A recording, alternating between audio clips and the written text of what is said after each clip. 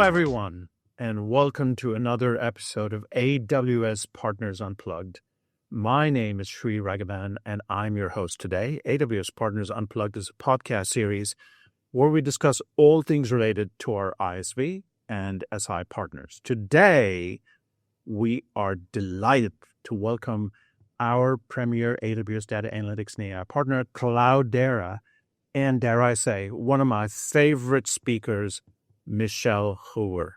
Michelle is a Senior Vice President of Global Alliances at Cloudera and provides, Cloudera, as you know, provides a hybrid data platform for enterprise AI and analytics and unifies data lakes, data warehouses, operational databases, and it provides the tools for machine learning, generative AI, and data management. The outcome of all these technologies is that it enables businesses to get insights from complex data for better decision making.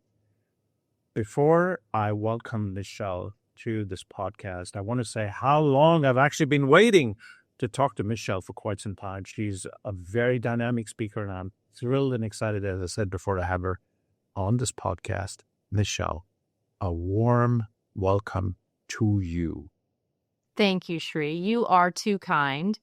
Definitely one of my favorites. I am so grateful to you and to our partnership with AWS. It's great to be here today. I have a bunch of talking points that I haven't shared with you, and so a lot of these things could be surprising, and that's the best part of these kinds of podcasts, the element of surprise. So you are, Michelle, the head of alliances and have various responsibilities, from crafting partner strategy at Cloudera, doing GTM with AWS, identifying new partnership opportunities, co-sell, and you are the go-to person for what is arguably a high-visibility partnership at Cloudera. Tell us a little bit about what your day-to-day focus is, and how do you balance the strategic aspects of this role with some of the more tactical things that I know you've been doing, that you and I worked on alongside a whole bunch of other people here on this side of the fence there? Awesome. Well, I can tell you that no one day looks the same to the next. It's definitely a balancing act, but I would say it's really anchored in one thing, something that we share with AWS all around customer success. It's how do we accelerate the customer value through our partner ecosystem? That's my job. And when I think about that, it really falls into, three North Stars, right? One is around sales and operational execution, prioritizing the demand gen that we're doing with our partners, and how do we help progress that demand gen into closed one business together. And it's not just about volume, but it's really about quality. How do we progress those opportunities? And we do this jointly with AWS to be able to service our customers. And then the second is really various sales motions, strategic plays that we put in place to deliver repeatable solutions, whether that's industry solutions or it could be geographic-based solutions. Like, for example, I think of a regional SI we work with called RCI that's built a tech solution on Cloudera, on AWS, specific to Brazil and public sector. So solutions like this, and we have many joint solutions together that help our customer accelerate success. And then also tri-party solutions, that is a really important thing that we've been engaged with AWS on this year.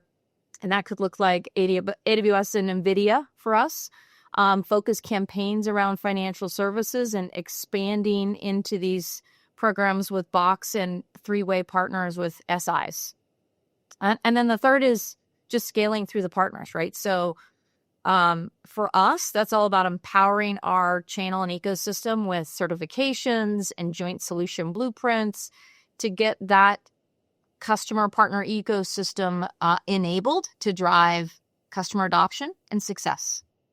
To me, I want to double click on the whole scalability angle, Michelle, because you mentioned a bunch of things around developing these solutions. Even if you took the Brazil example, right, with RCF, for instance, you're actually developing something for admittedly a fairly important geography and a large one at that. However, you also need to scale that up across the world. I mean, today it's Brazil, tomorrow it could be a different country across the world with a different language entirely, right? Cloudera, I know you and I have briefly touched on that in the past, but can you speak to a little bit about how you're set up for those kinds of scalability across these different customers? So I think when we look at our customers, each have different flavors. We have a lot of shared customer base around customers like financial services and life sciences. And so it's often things like speed to market. How do we help our customers get to market faster? I think about one of our joint, very large pharmaceutical customers here in the US that is with our Together solution, they've been able to cut their drug development cycles. And this is like with vast amounts of data, from DNA data to trial data, all kinds of data that they synthesize, really taking that from 10 years, what used to be drug to market, down to 5 years. So that's like one great example. Or in the banking, we have lots of joint banking customers. So we've got one bank that comes to mind in India that's got 50 million plus customers, and we help them to transition from a product-centric selling motion to a customer-centric selling motion. And they're using Cloudera on AWS to really drive real-time, personalized engagement. And they have things coming out like conversational business intelligence, but basically intelligent agents that help to empower their relationship managers with their customers to deliver better service. I think the whole point of conversation analytics is really topical, right? We'll get into some of that in when we talk a little bit about generative AI in a short bit. But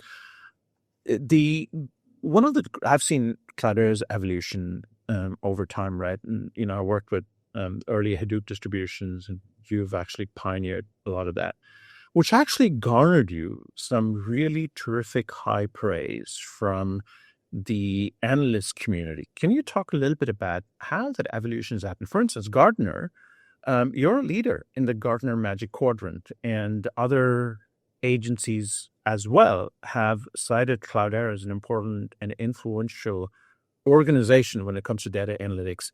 And of course, some of the new areas into which we're moving. Can you talk a little bit about the evolution and what actually led to these kinds of awesome recognitions from industry analysts? Yes, so I think it's a lot of the work that we're doing jointly with our customers. I think about Gen AI right now, like this is a big one, or some of our acquisitions around an acquisition, Octopi, which is all around data lineage, not just the data within a Cloudera estate, but beyond that. So really helping manage a customer's overall estate. So those are the things that definitely drove some of this innovation, but we have more coming. But when I think about, some of these customer use cases, I think about Gen AI, right? And I know that there's a lot of challenges sometimes with our customers getting started in Gen AI. And one of the major initiatives that we've done jointly to help them is help eliminate what often gets referred to as these POC junkyards. So we're helping our customers get started by bringing together some joint solutions, industry solutions, and AI blueprints that can be deployed, not in months, but in 45 days or less. So these things to help accelerate our customers' joint success around generative AI. Yeah, I like the proof of concept junkyard. The other often used verbiage that I've also heard is we need to move beyond science experiments because there's a lot more to it. Exactly. Than just doing POCs, right? Now, you'd mentioned briefly some of the work you've done with agents. I'd like to double click on that, not only because it's the fact that everybody talks about generative AI, but I truly believe that you've done some really pioneering work as Cloudera with integrations into Amazon Bedrock, and I think you have Cloudera Copilot that I've seen in action across many different conferences that I've been with you. You have applied ML prototypes, machine learning prototypes, and more, right? And now, recently, we met, 2 weeks ago in Las Vegas, and we had a conversation on the sidelines at reInvent. And you talked a little bit about some of the work you've done with Agentic AI.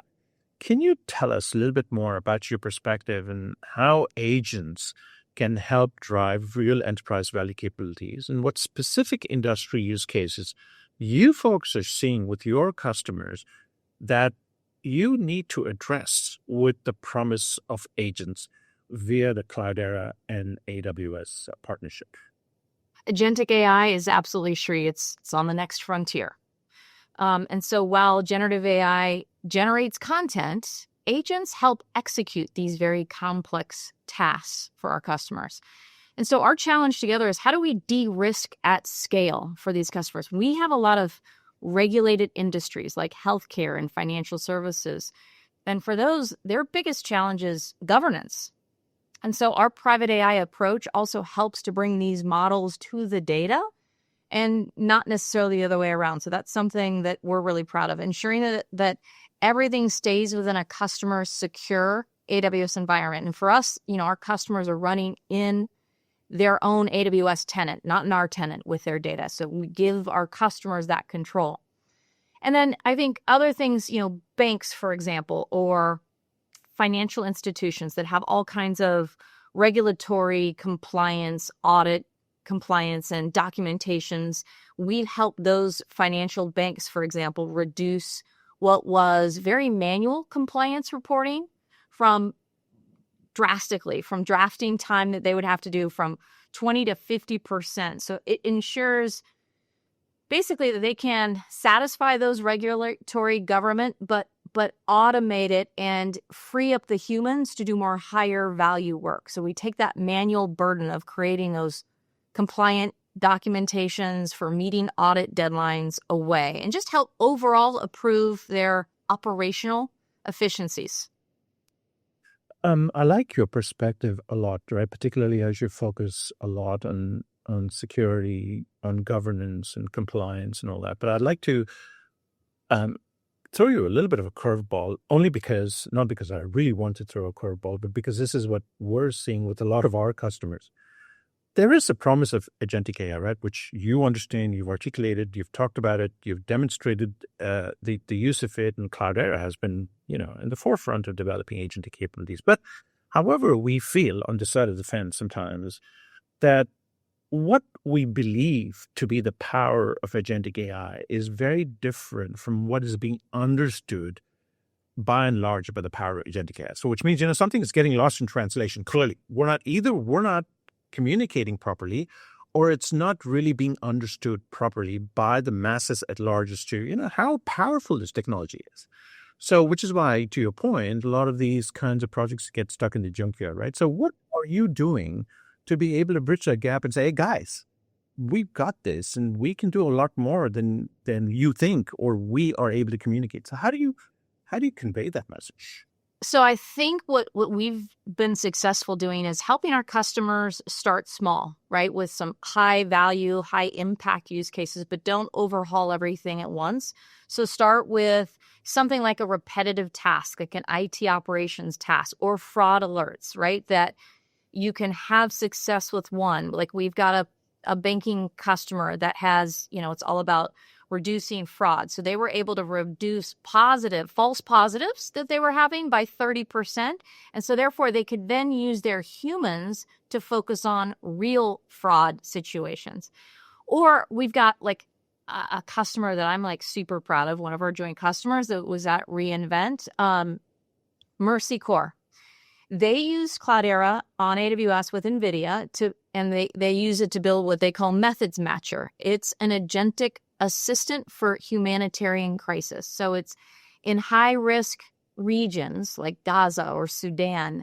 Now they can deploy non-technical teams and use these agents, right, to access real-time navigation because they might need to go into a territory or region. They need maps. They need to know what, the operations will look like in the facility there and their warehouses and whatnot. So they need evidence-based real-time information so that they can deliver aid fast.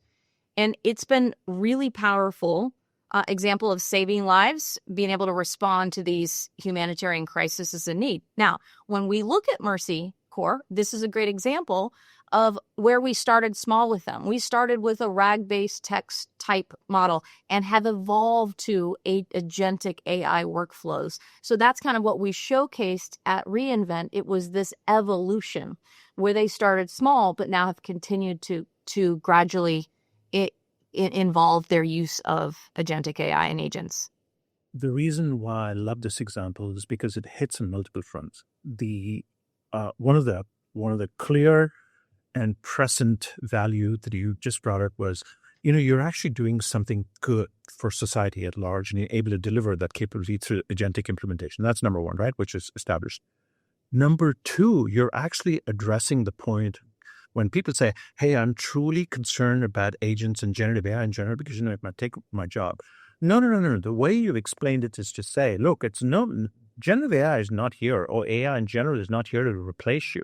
What it actually does is to make you focus on some of the true value-added things that technology by itself cannot provide. And this is a classic example of that. I love this. It is. So it's not like it's fewer people. It's just them being able to respond faster in a situation that helps save lives that otherwise would take a lot longer for them to get aid in these situations. That's right. And that's a very, very important message that we need to actually convey at scale to the outside world.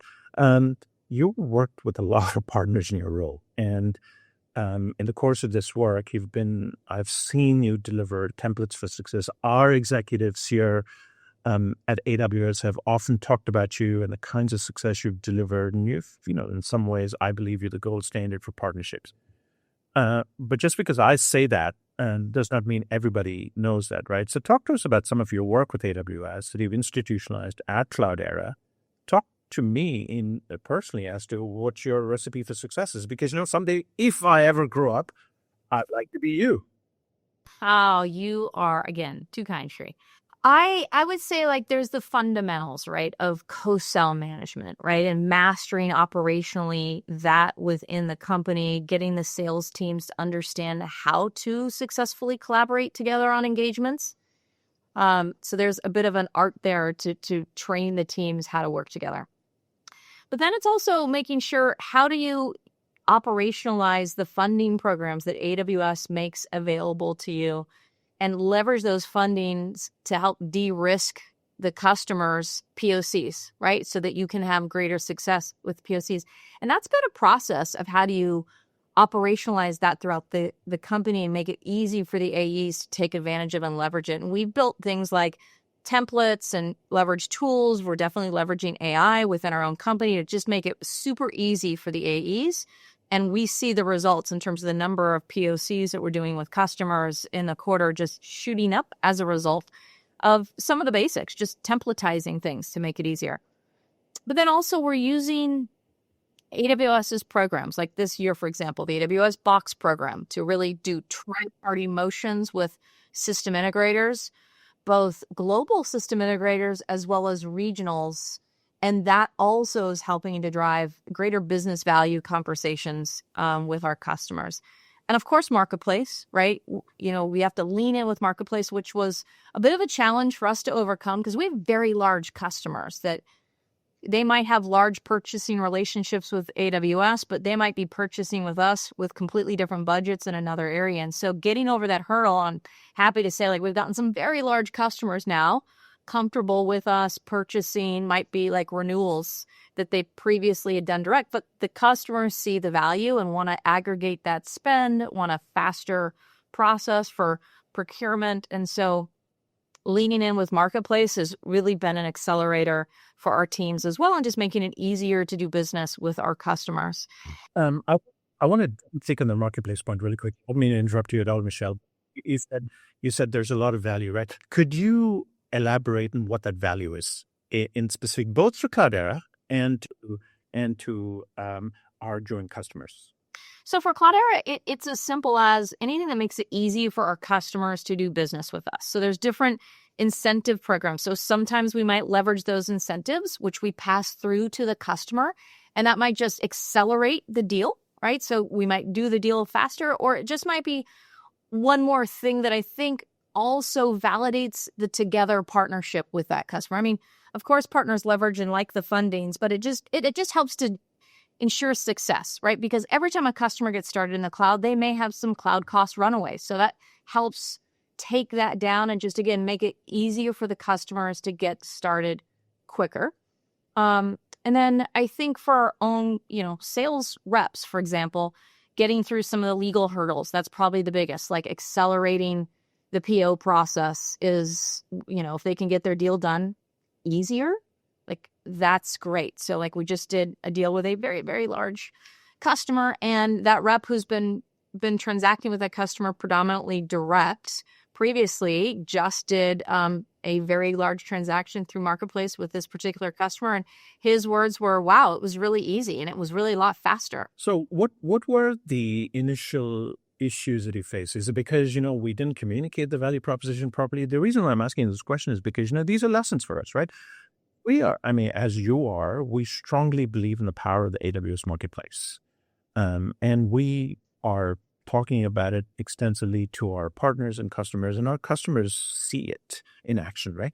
So how were you able to overcome these objections? By demonstrating it, and I'm sure by a lot of internal evangelization. Is that what it took for you? Well, yes, educating our own internal teams, from our sales teams to our finance teams to our sales ops teams, creating cost neutrality. So you remove any friction internally, right? So that's a really important one.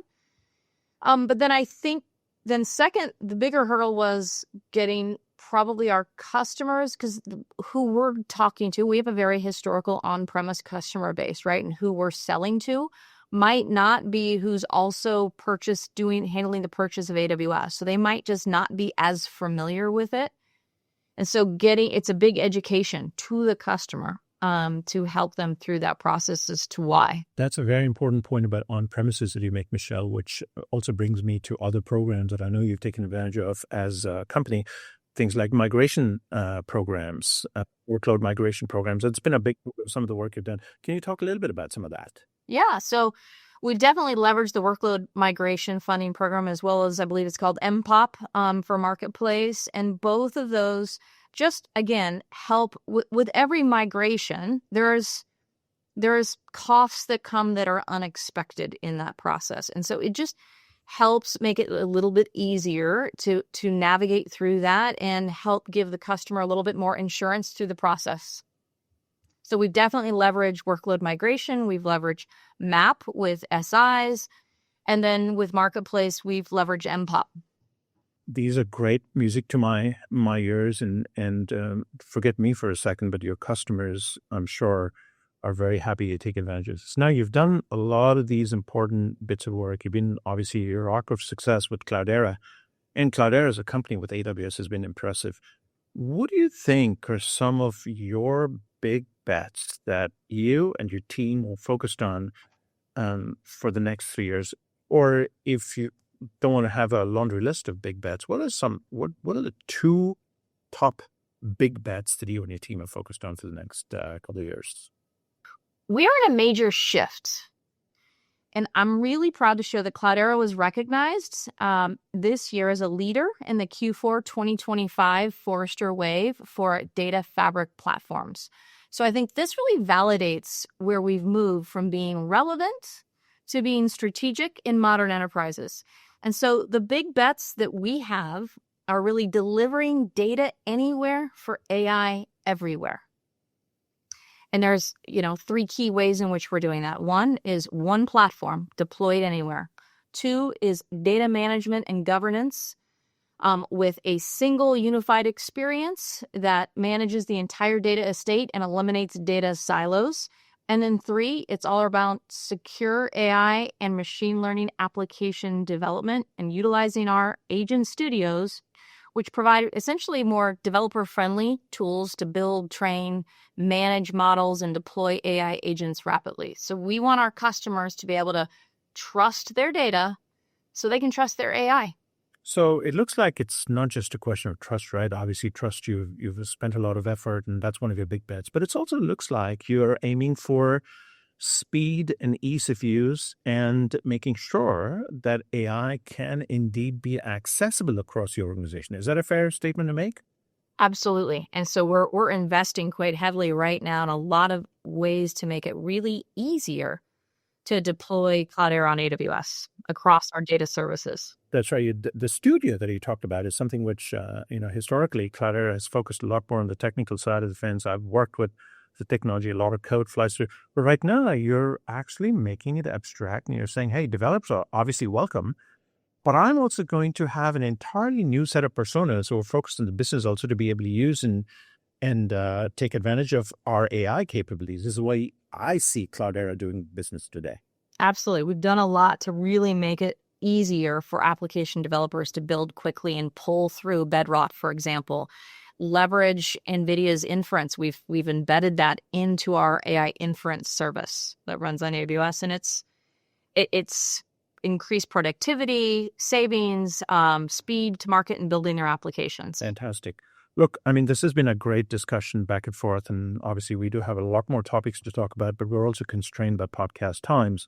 Thank you very much for sharing your thoughts in this podcast. And fair warning to you, you don't have any choice in this matter, but you have to come back.